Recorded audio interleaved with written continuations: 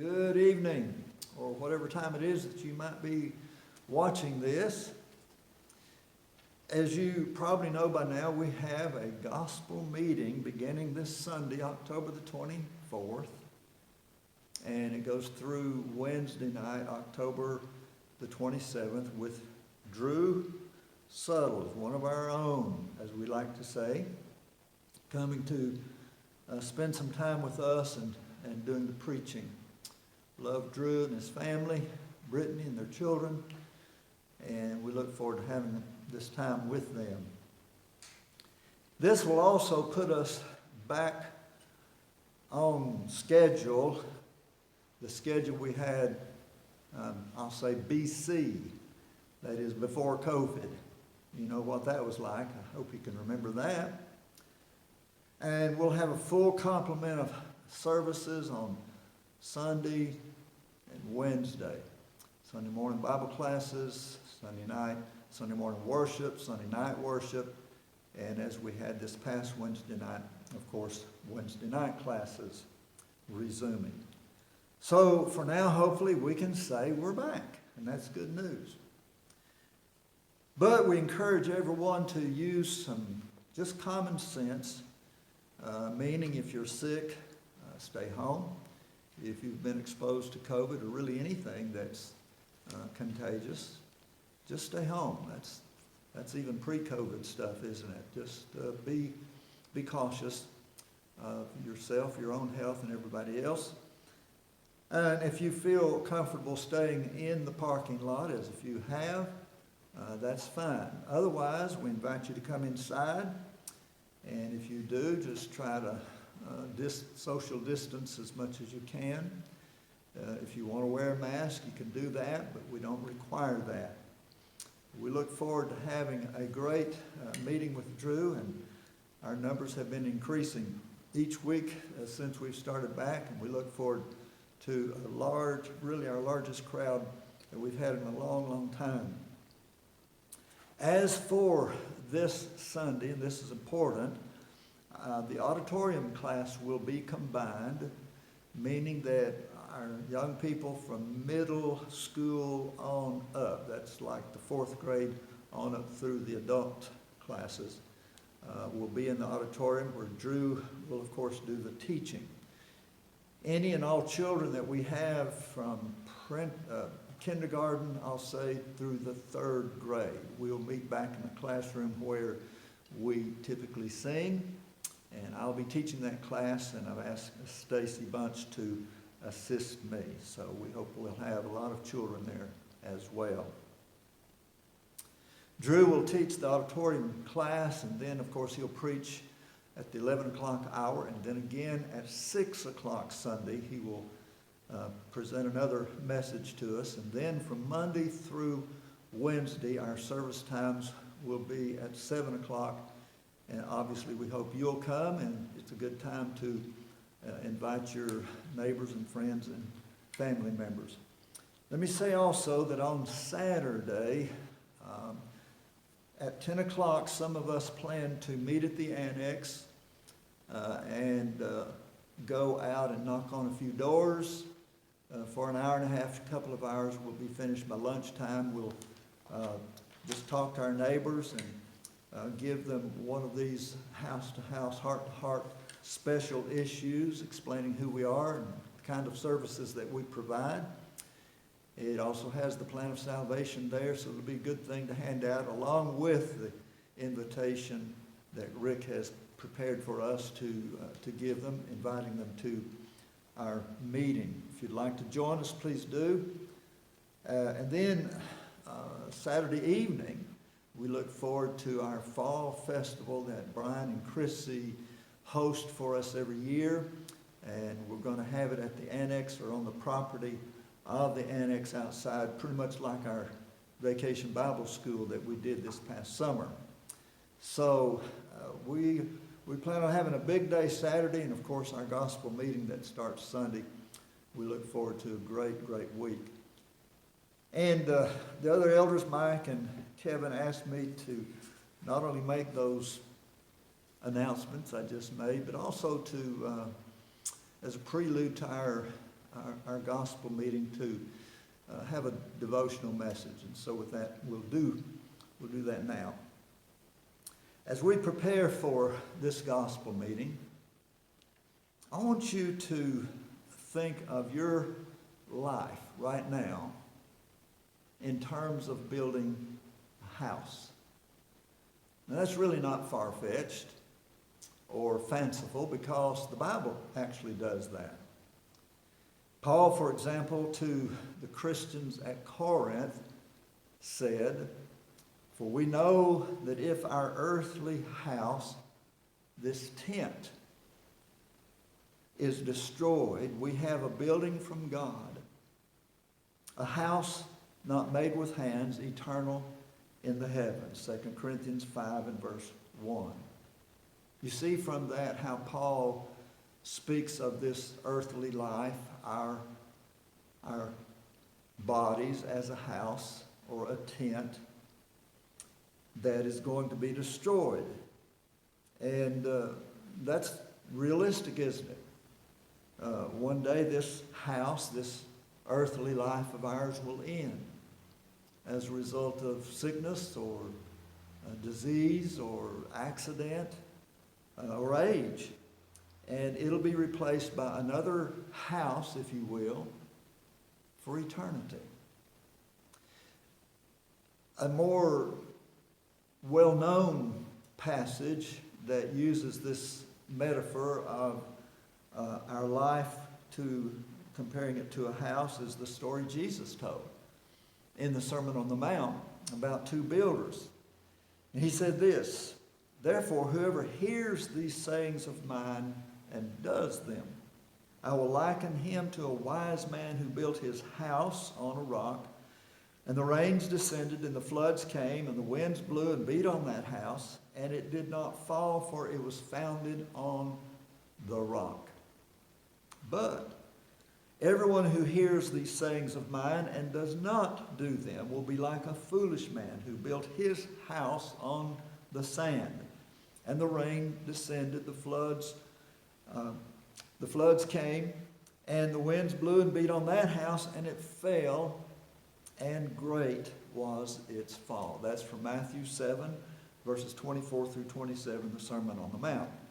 Even our children know this story because we sing the song, "The wise man built his house upon a rock," and so on and so forth.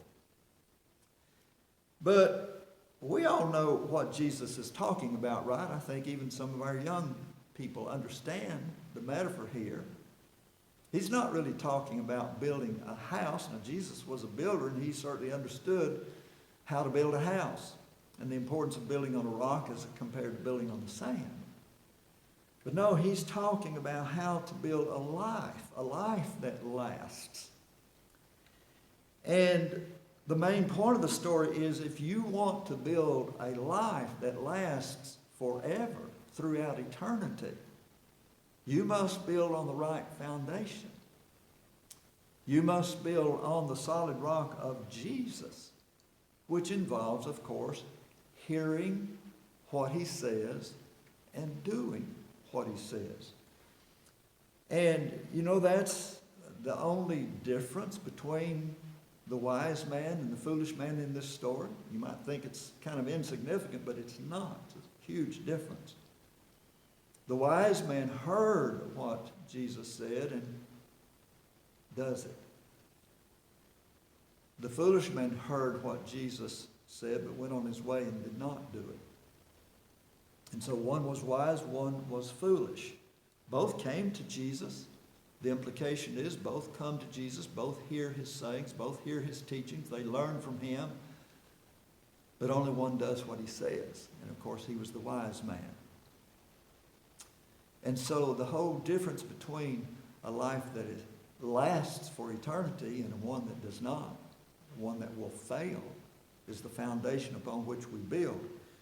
Paul elsewhere said, "For other foundation can no man lay than that which is laid, which is Christ," or Jesus Christ. 1 Corinthians 3 and verse 11.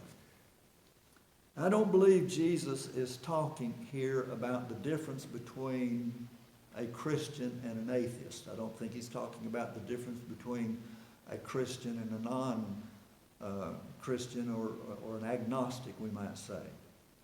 No, I think Jesus is talking about the difference between a Christian, that is, a devoted, obedient, faithful child of God, and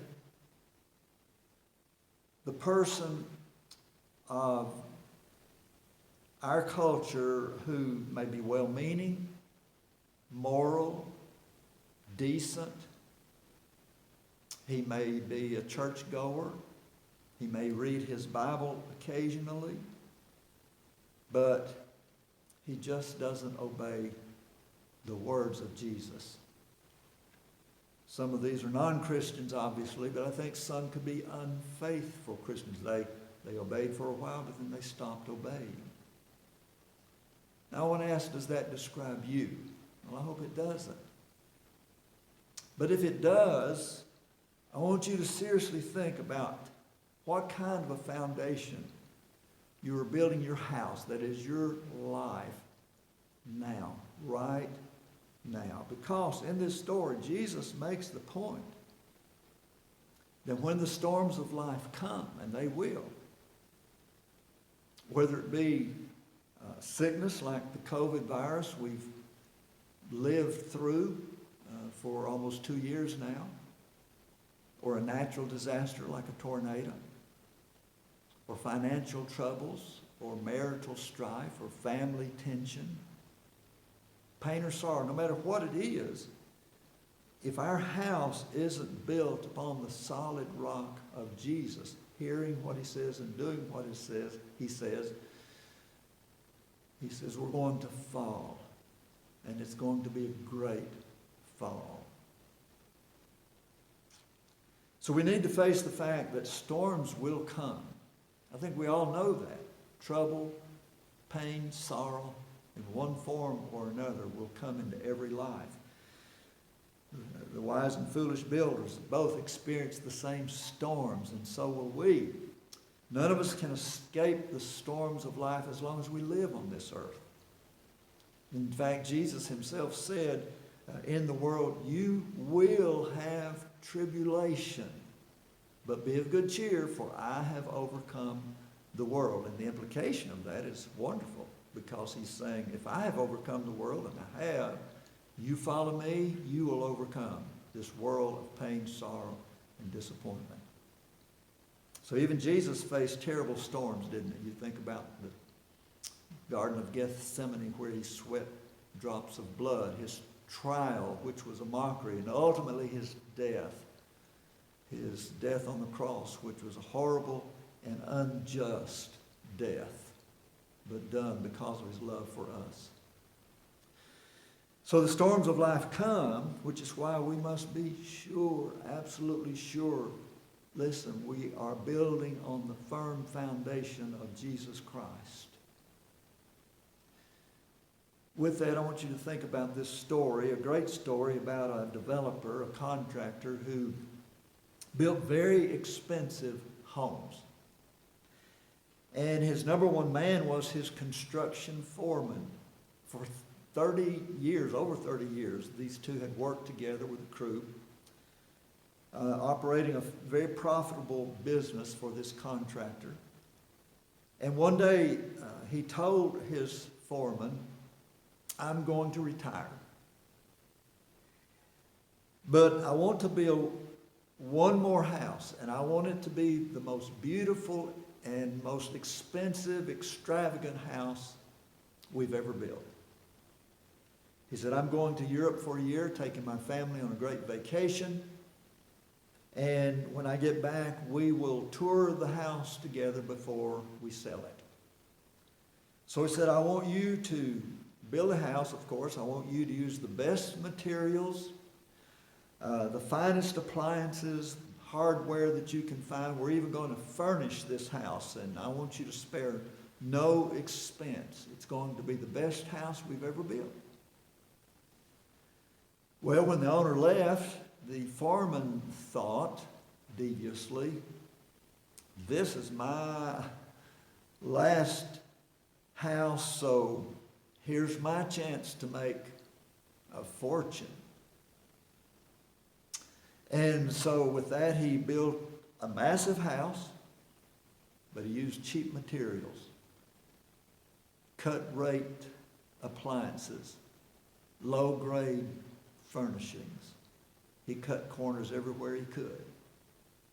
And then he took and pocketed what he did not spend for the expensive stuff. Well, sure enough, a year later, the owner comes back. And as he said, they, together with the foreman, toured the house. And on the outside, it was magnificent, beautiful. But the foreman knew that below the surface, it was inferior. The owner asked the foreman, "Do you like the house?" He said, "Well, yes, it's a fine house."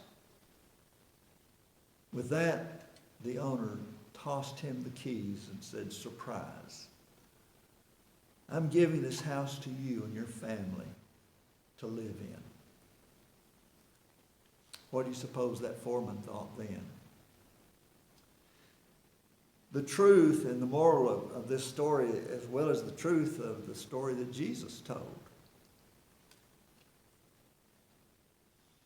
is this: each of us is building our own personal house right now.